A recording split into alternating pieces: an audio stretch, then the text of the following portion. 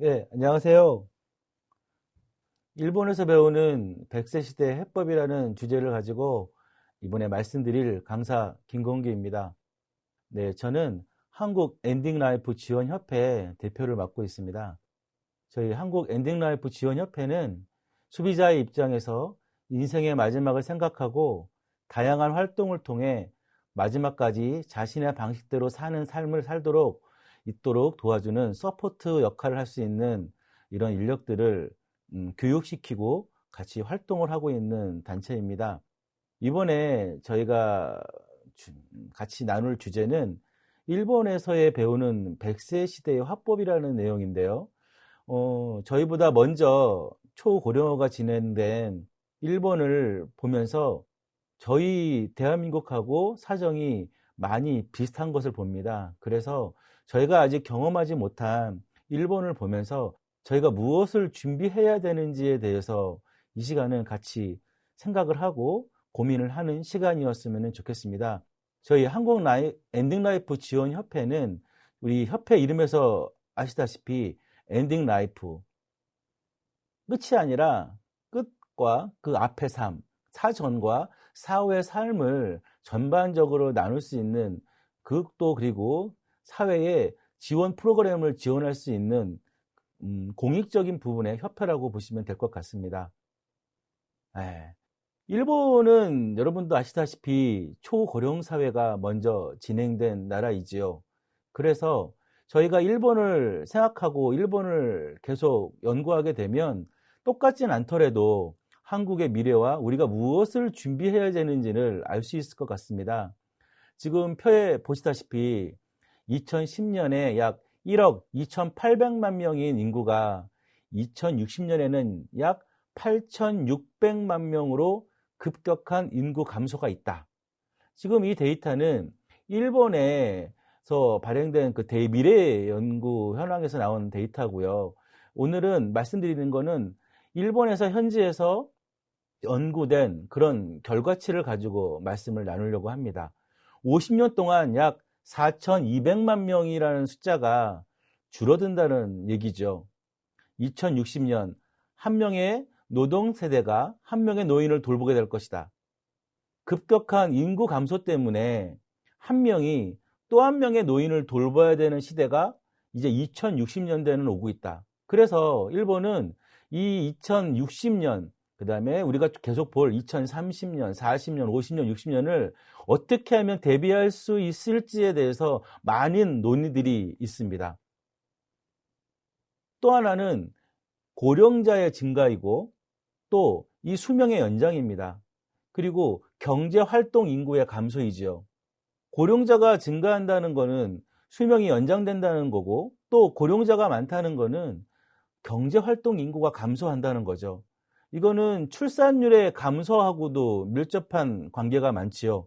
그래서 우리가 이런 시대에 제2의 삶을 어떻게 준비해야 되는지가 굉장히 관심사로 떠오르고 있다고 보시면 될 것 같습니다.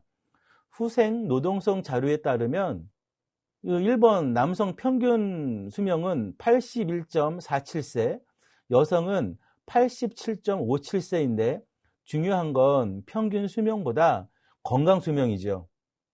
남성이 72.68세이고 여성은 75.38세입니다.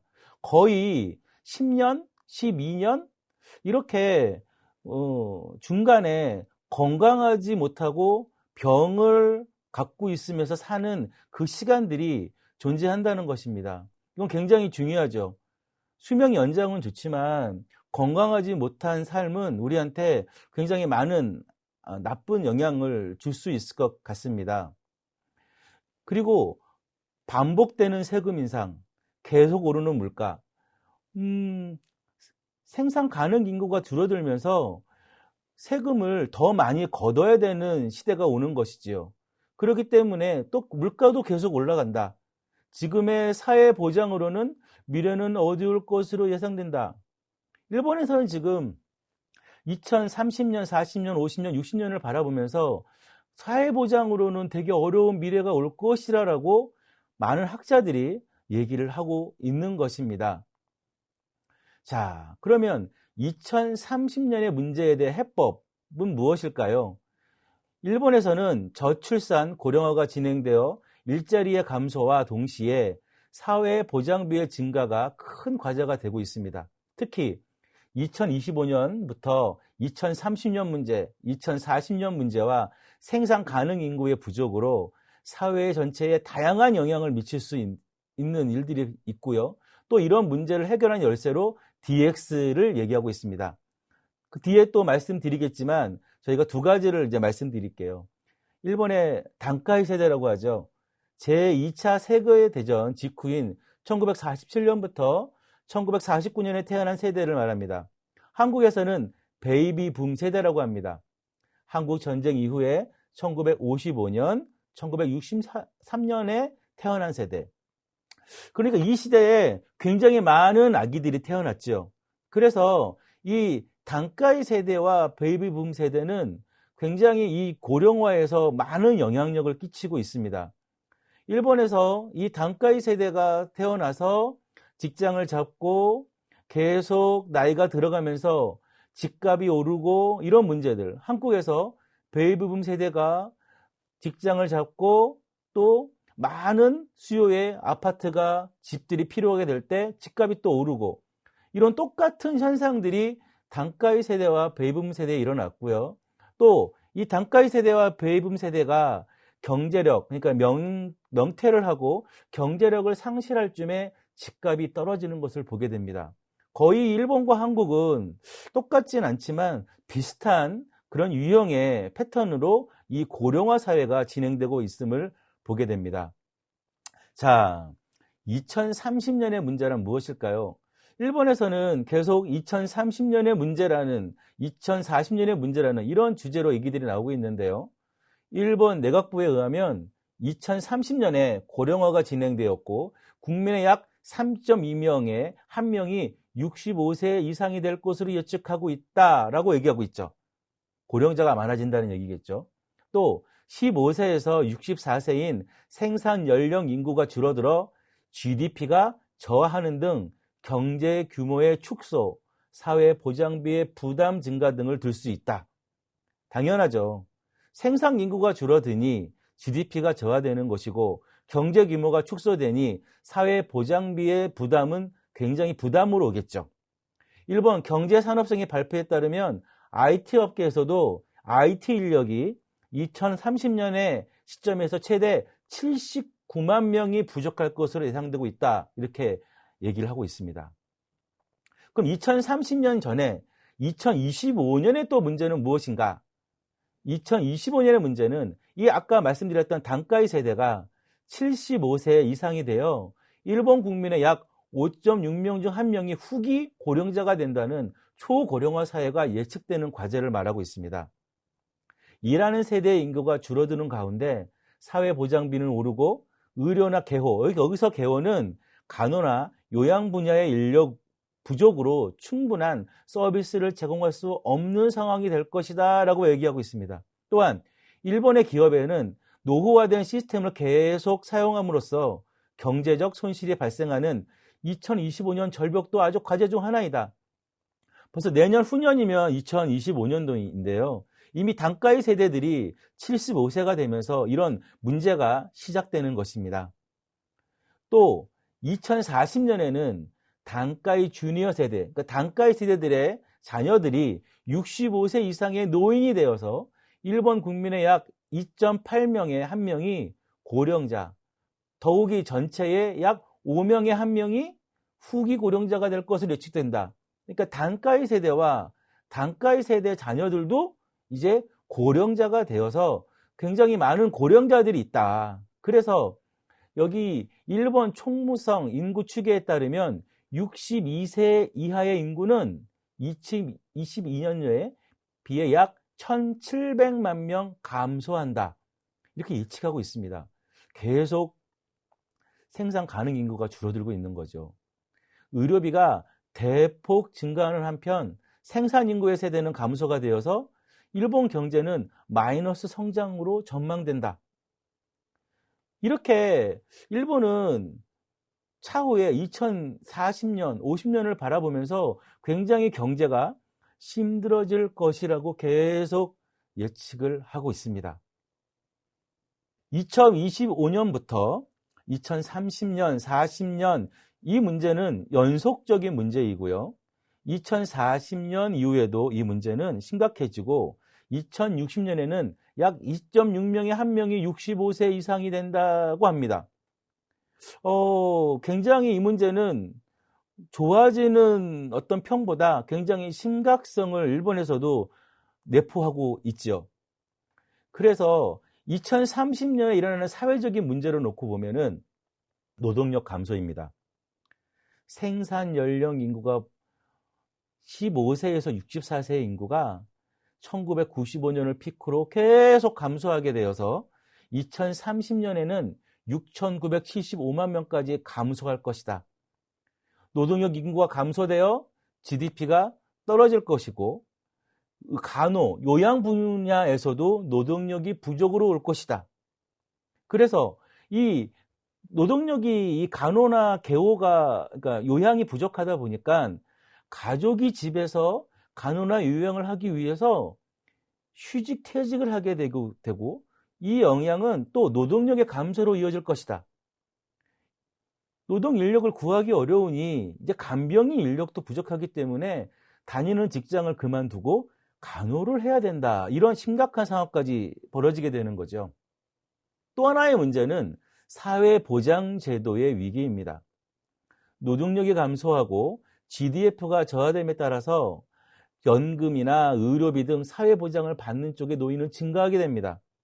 고령자는 입원이나 통원의 기회가 횟수가 늘어나서 국가가 부담하는 의료비는 계속 늘어납니다. 사회보장비가 늘어남에 따라 사회보장 서비스 유지가 어려워지고 최악의 경우에는 파괴될 가능성까지 있다. 고령자 1명을 지지하는 생산 연령 인구가 줄어들어 현역 세대 1인당 사회보장비 부담액이 늘어날 것으로 예상된다. 결국엔 무엇이냐? 그 시대의 젊은이들의 빈곤이 현재보다 더욱 어려운 상황이 될 것이다. 부담이 굉장히 커지는 것이지요. 또 하나의 문제는 IT 인력의 부족입니다. 계속해서 이 경제 상황으로 인해서 최대 79만 명의 IT 인력이 부족해진다. 이 단순히 이 IT 인재는 이제 기존 시스템의 위탁 개발 보수 등을 하는 종래의 IT와 IoT나 AI를 이용하는 서비스 관련된 첨단 IT 인재로 나누어지는데요. 이 두 분야가 계속해서 인력이 계속 부족해진다라고 얘기를 지금 하고 있습니다.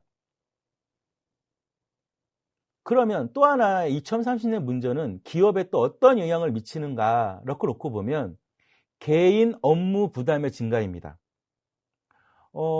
생산 연령 인구가 줄어들면 기업은 인력이 부족하게 되고 1인당 업무량이 증가할 것입니다. 업무 부담이 늘어나면 그만큼 일하는 시간도 길어지고 부담이 커질 것으로 됩니다. 그래서 개인의 업무의 부담이 증가된다. 또 기업에 또 하나 미치는 영향은 인건비의 증가입니다. 인력이 부족이 되면 인건비가 급등할 것이고 타사와의 사이에서 인재 확보가 격화되고 채용 비용이 상승하게 되고 기업의 비용 부담이 커지기 때문에 경우에 따라서는 인재 확보가 잘 되지 않아 경영을 포기하게 되는 기업도 나올 것이다. 굉장히 인력 확보 때문에 기업의 경영까지도 위태로워질 수 있다는 아주 안타까운 예측을 하고 있습니다. 또 하나의 기업에 미치는 영향은 인재 유출, 빼가기입니다. 고령자의 이 자택에서의 간호 요양이 늘어날 것으로 예측되어 그 때문에 일과 또 간호 요양이 곤란해져서 아예 퇴직을 해버리고 간호와 요양을 하는 사람들이 생기고요. 또 기업 측이 인재 부족 해소를 위해 누구든 상관없이 막 고용해버리고 결과론적으로 인재를 빼가기도 하고 막 이런 상황들이 생기는 것이죠. 자, 2030년도에 그래서 해결되는 열쇠는 무엇이냐? 일본에서는 DX라는 디지털 트랜스포메이션을 얘기하고 있습니다. 이 기술은 디지털 기술을 활용하여 경영 방식과 비즈니스 프로세스를 재구성하는 개념인데요. IT화는 DX 수장 중 하나라고 할 수 있고요. DX에서 중요한 것은 단순히 IT와 AR을 이용하여 업무 흐름을 개선할 뿐만 아니라 기존 시스템에서 벗어나 기업의 풍토나 비즈니스 구조 자체를 변화시키는 것이다. 지금 계속 인력 부족과 여러 가지 상황에서 이 디지털 트랜스포메이션 DX를 이용해서 아주 효율성이 있는 산업의 구조를 만들어야 된다는 게 2030년 문제에 대한 해결로 DX를 일본에서는 지금 얘기를 하고 있습니다. DX를 추진하여 얻을 수 있는 효과가 무엇이냐? 경제산업성에서 발표했는데요. 비용의 절감입니다. DX에 의해 효율적인 업무 수행을 실현함으로써 기존 작업에 걸리는 시간이 줄어들면 인건비를 줄일 수 있고 비즈니스 흐름을 검토하는 동안 낭비적인 비용과 프로세스를 발견할 수 있어서 인적 부족 속에 계속해서 실적을 내리는 것은 어려운 일이므로 이러한 상황 중에서 비용 절감에 주목함으로써 안정적인 이익을 창출할 수 있다. 또 하나는 생산성의 향상입니다. DX를 추진해 나가는 가운데 현재의 업무 프로세스의 불합리적이고 비효율성 부분을 개선해 기업 전체의 생산성과 처리 속도가 향상되어 시기적절한 정보 파악과 단시간에 데이터 집계 분석이 가능해지고 의사결정 속도도 향상되어 효율적으로 업무를 진행할 수 있게 되면 적은 인원이라도 종래에 동등 혹은 그 이상의 성과를 전망할 수 있을 것이다. 생산성이 향상된다고 보고 있습니다. 또 하나는 부가가치의 창출입니다. DX에 의한 빅데이터 활용으로 지금까지 보지 않았던 요구를 파악하거나 요구의 변화에 유연하게 대응할 수 있게 되고요. 고객이 요구하는 것에 적절한 서비스를 제공할 수 있으면서 고객 만족도의 향상을 전망할 수 있다. 또한 업무 효율화에 의해 만들어진 시간을 새로운 서비스의 시작을 위해서 사용하는 것으로 부가가치를 창출할 수 있고요.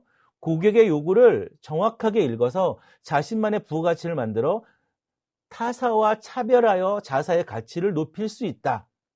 이렇게 얘기를 하고 있습니다. 지금까지 저희가 2030년, 40년, 50년에 60년에 관련된 이런 문제성과 이 해결 방안에 대해서 DX에서 말씀드렸는데요. 그 중에 하나가 저희 일본에서 이제 엔딩 산업을 바라보면서 이 고령사회에 이 분야가 어떻게 이 관련된 산업들을 발전시키고 있는지에 대해서 한번 보려고 합니다. 이 엔덱스는 일본에서 열리고 있고요. 일본 동경에서 열렸고 산업전인데요. 한국의 코엑스 같은 곳에서 이렇게 산업전이 열리는데 장래 박람회로 시작했지만 지금은 다양한 산업이 융합돼서 이 산업전을 하고 있습니다. 그래서 이번에 저희 엔딩 라이프 지원 협회에서 엔딩 코디네이터들과 함께 일본 연수를 다녀왔어요. 22명이 다녀왔는데요. 먼저 이 연수를 다녀온 이 동영상을 한번 먼저 보시고 그 다음 말씀을 나누도록 하겠습니다. 영상 보시죠. 있는데 거기서 이제 골프장이 여기 3,778m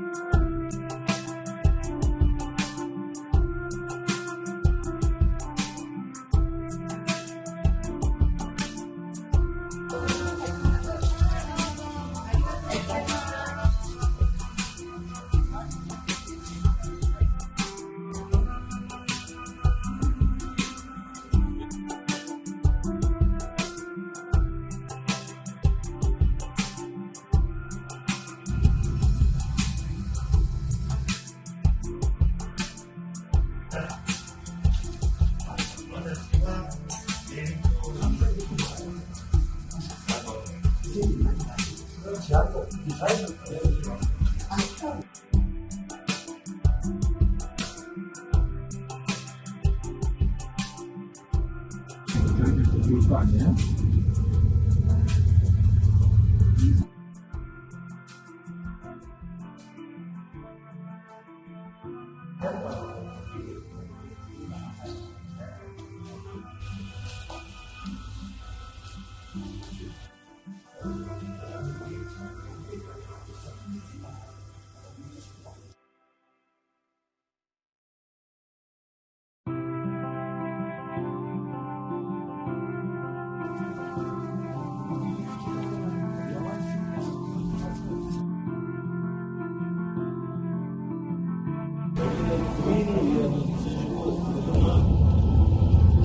우리가 더 조사를 해봤는데 별로 관계 저거 해가지고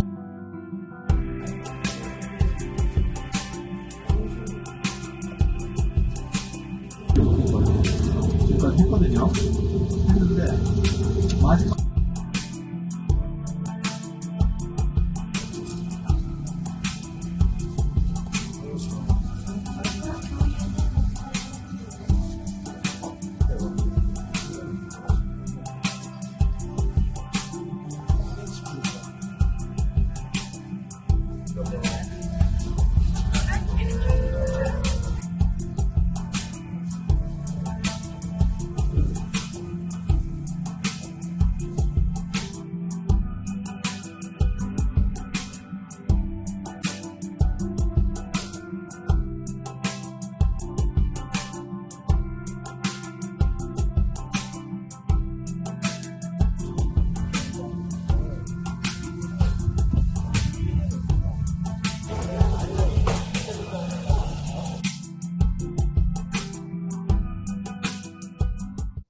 네, 영상 잘 보셨지요?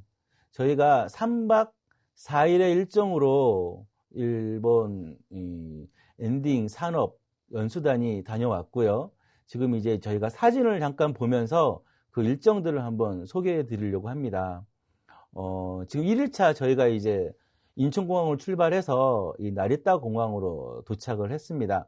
이 나리타 공항을 도착을 해서 저희가 이제 엔딩 산업전과 그리고 그 관련된 엔딩 산업에 관련된 여러 기업들을 이제 방문한 그런 자료들을 보고 말씀을 나누려고 합니다.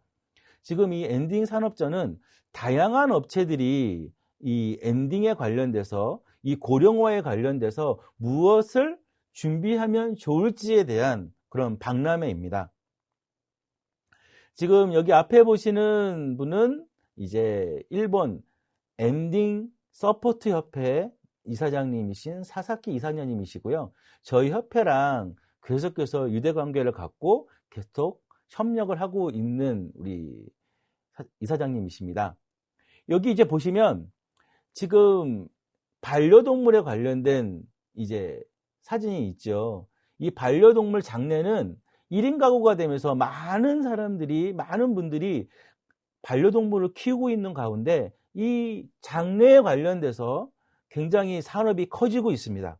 그래서 이 엔딩 산업전은 벌써 수년 전부터 이 반려동물 장래에 관련돼서 굉장한 많은 업체들이 나오고 있고 발전을 하고 있습니다. 한국도 많이 발전하고 있죠. 지금 보는 사진은 종알에 관련된 건데요. 일본은 종알이라고 합니다. 슈카츠라고 하는데 이 종알은 한자로 종알이죠. 마지막을 준비하는 활동. 그러니까 단순히 죽음이 아니라 되기 전에 어떤 준비를 해야 되는지에 대해서 교육과 그런 산업들이 이루어지고 있습니다. 일본도 죽음이라는 단어를 굉장히 싫어했는데요. 종알이라는 단어가 나타나면서 많은 사람들이 죽음보다는 이 종알을 받아들이면서 종알쌤이나 뭐 종알 관련된 산업들이 엄청나게 발전하게 되었습니다. 그래서 이 산업진에 보면 이 종알 관련된 그런 기업들이 많이 나와 있죠. 예시로 보면 지금 우리가 준비해야 될 것들 중에 유언, 상속, 신탁 우리의 돈을 어떻게 준비하면 될 것이냐, 상속을 어떻게 하면 될 것이냐, 우리가 밀접해 있는 것들이 이제는 단순히 죽음 하나만 있는 것이 아니라 죽음 앞에 삶에서 무엇을 어떻게 준비해야 될 것이냐라는 부분이 있죠. 그래서 일본은 지금 엔딩 노트라는 그런 세미나와 이런 책자들이 많이 나와 있고요. 많은 사람들이 자기 노후를 준비하는 계획을 엔딩 노트에 적으면서 내가 이 금전적인 부분, 그 다음에 상속의 부분, 반려동물의 부분, 내 건강의 부분, 내 요양의 부분, 내 장래의 부분, 내 장묘의 부분, 상세하게 자기의 마지막을 어떻게 준비해야 되겠는지에 대해서 기록을 하면서 계속 자기의 노후를 준비하고 있는 것을 보게 됩니다. 지금의 거리는 스가모 거리입니다. 스가모 거리는 한국의 종로 3가하고 비슷해요. 노인 특화 거리죠. 초고령화가 먼저 된 일본에서는 이 스가모 거리가 노인 특화 거리로 이용되고 있는데요. 저희가 가보니 노인 특화 거리긴 했지만 정작 정말 나이가 많으신 분들은 이 거리에는 못 나오시는 것 같아요. 하지만 굉장히 나이가 많으신 분들이 이 점포들마다 직접 80세, 90세 분들이 계속 일을 하고 계시는 걸 보니 굉장히 보기가 좋았습니다. 지금 보시는 거는 도시명 납골당 전등원인데요. 도시명 납골당이 무엇이냐? 도심, 그러니까는 전철, 교통 가까운 시내에 빌딩이 하나 서 있게 되고요. 그 빌딩 전체가 납골당입니다. 예를 들면 대한민국의 을지로 입구에 빌딩이 서 있는데 그 전체가 납골당이죠. 근데 저기 앞에 보시면 앞에 사각형의 그 한자로 써 있는데요. 그 우측에 보시면 카드를 대게 되어 있습니다. 그래서 이 카드를 이렇게 대면 저 사각형의 문이 열리고 유골함이 앞으로 나오게 됩니다. 그래서 개인적으로 요 집안의 유골함들을 바로 개별적으로 참배할 수 있는 곳, 도시명 납골당은 일본에서 굉장히 인기가 있습니다. 고령자들이 이제 운전도 어렵고 멀리까지 가기 어려운 상황이 되다 보니 이 납골당이 도심 한가운데로 들어오게 된 것입니다. 지금 보는 회사는 메모리드 상조회사입니다. 일본에서는 이 상조회사가 굉장히 크죠. 한국에 있는 많은 상조회사들이 1980년도에 생겼는데요. 일본의 상조회 보고 한국이 같은 개념으로 들어왔다라고 보셔도 될 것 같습니다. 일본에 먼저 상조회사가 생겼고 한국이 벤치마킹을 했다고 보시면 될 것 같아요.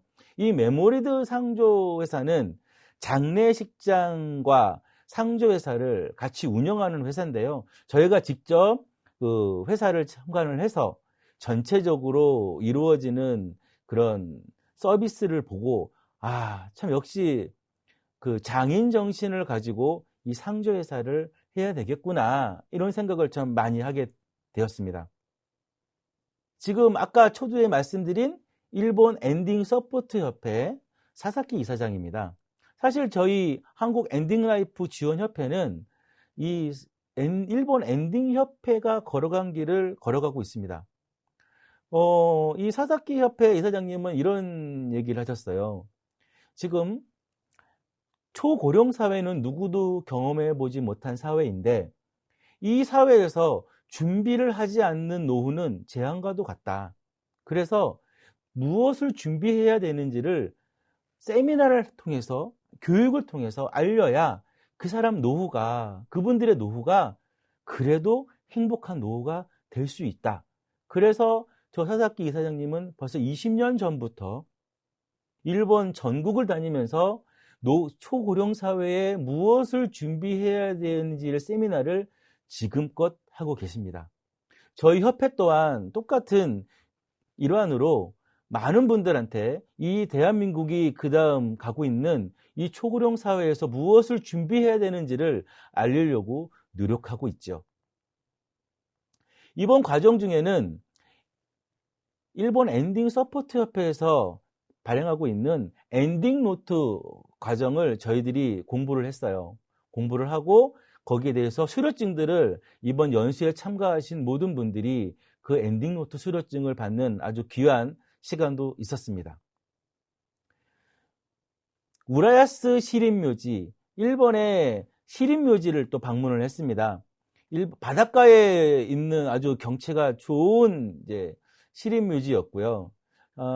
한국에도 많은 묘지들이 있지만 그 일본의 이제 묘지들을 이렇게 보면 지금의 참 공간이나 이 활용면이 굉장히 넓고 경관이 되게 좋게 돼 있습니다. 물론 지금 한국에 있는 묘지들도 굉장히 잘 되어 있는데요.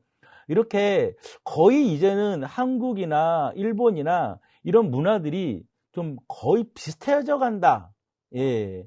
봉암묘나 뭐 납골당이나 수목장이나 예, 그렇게 되어가 있는 것을 볼 수 있죠. 하나 말씀드리면 여기 지금 보시는 사진은 수목장이라고 하지 않고 수목림이라고 합니다. 왜 수목림이냐면 지금 보시다시피 저기 나무들이 많이 있는데요. 나무 바로 밑에 유골을 모시는 게 아니라 이렇게 수목림을 조성을 하고 한쪽에 수많은 유골들을 별도로 모실 수 있는 지하 공간이 있습니다. 그리고 그 앞에 물이 이렇게 항상 있어서 생화로, 수시로 생화로 조문을 할 수 있는 구조. 그러니까 아주 효율적으로 비용도 아주 저렴하게 수목림으로 마지막을 모실 수 있는 구조가 아주 돼 있는 거죠. 한국에서도 필요해 보입니다. 또 한 곳은 라스텔입니다. 라스텔은 영어로 라스트, 그 다음에 호텔, 그러니까 마지막으로 묵는 호텔이죠. 요코하마에 있는 라스텔인데요. 이 라스텔은 일본이 사망자가 많아지면서 화장장에서 4일, 5일 기다리는 이런 상황이 생기면서 그 차관에서 일본에 있는 한 회사가 이 라스텔을 만들게 됩니다. 이 라스텔은 고인을 마지막 화장장 가기 전에 모시는데 일본은 이미 초고령 사회가 되었어요. 돌아가시는 고인분들이 나이가 90, 100세. 그럼 자녀분들은 몇 살입니까? 70, 80. 장례식을 치러도 이미 고인분들의 친구들이 오실 수도 어렵겠고요. 상주들의 친구들이 오기에도 쉽지 않죠. 그래서 조문객이 많지가 않은 상황들이 생긴 겁니다. 그래서 이 라스텔이 생긴 거죠. 지금 보시면 한국에 없는 건데요. 잘 이렇게 보시면 그 고인을 목욕시켜 드리는 겁니다. 온수와 냉수로 아주 고인의 마지막을 깨끗하게 목욕시켜 드리는 그런 입관실이 있습니다. 한국의 입관실은 배수시설이 없습니다.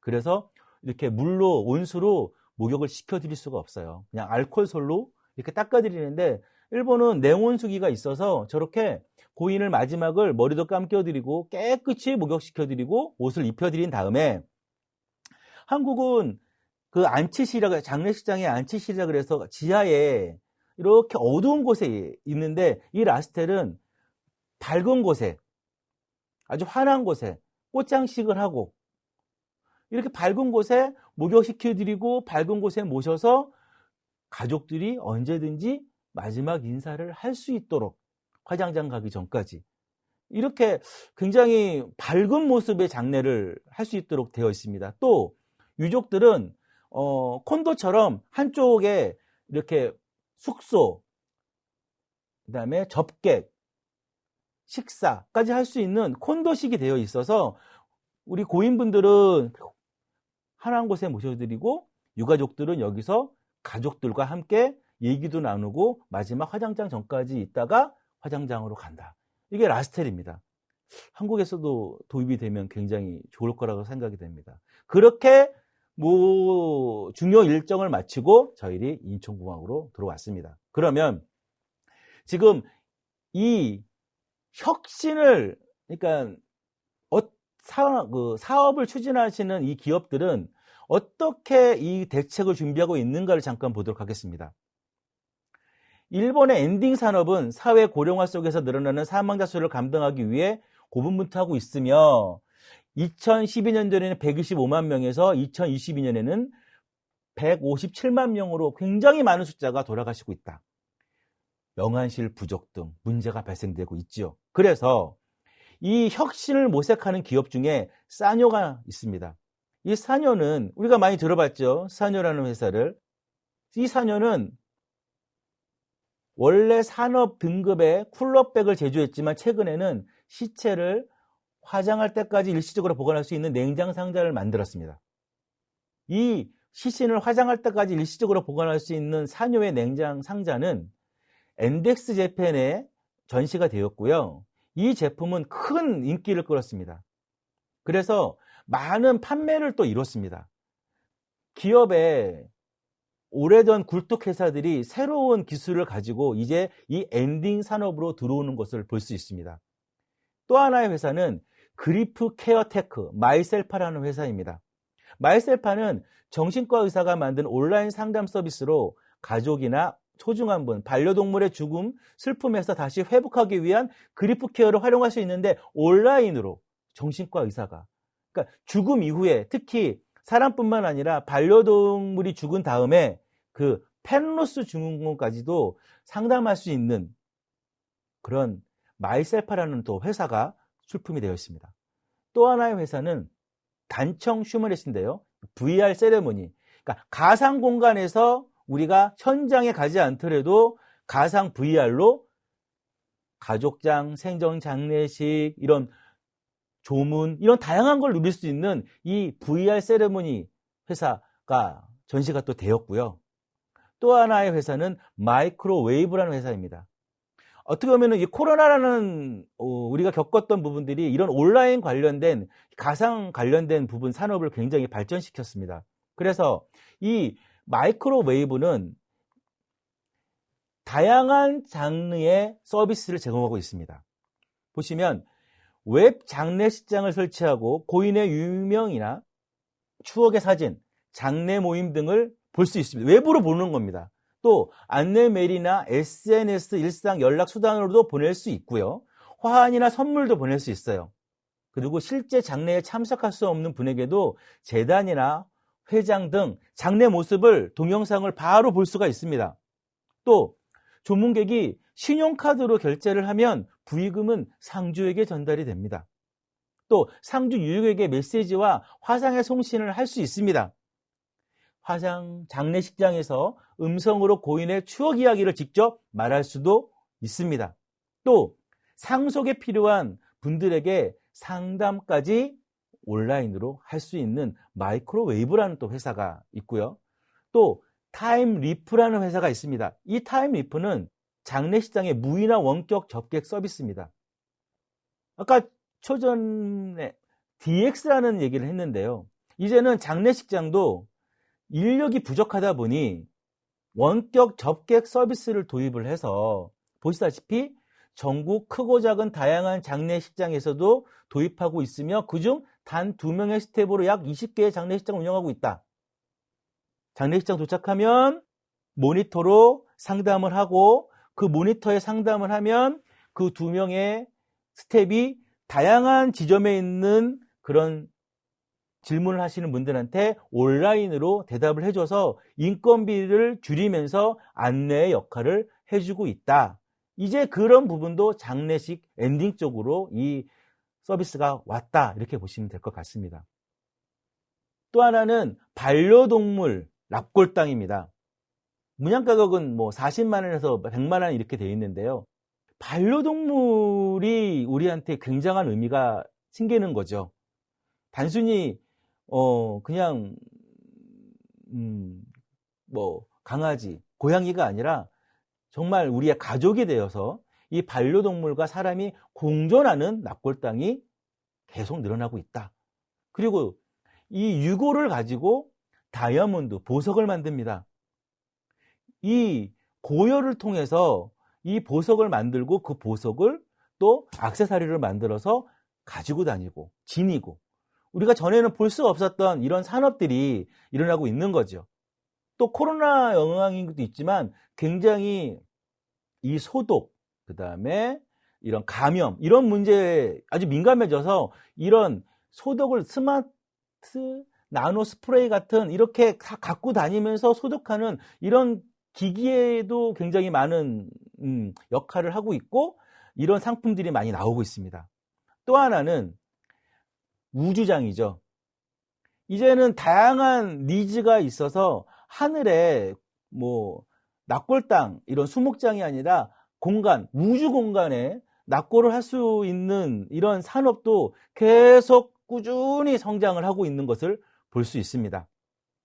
또 온라인 상속 지원 서비스인데요. 지금 가장 관심사가 뭐냐면 유언, 상속, 세금에 관련된 부분이에요.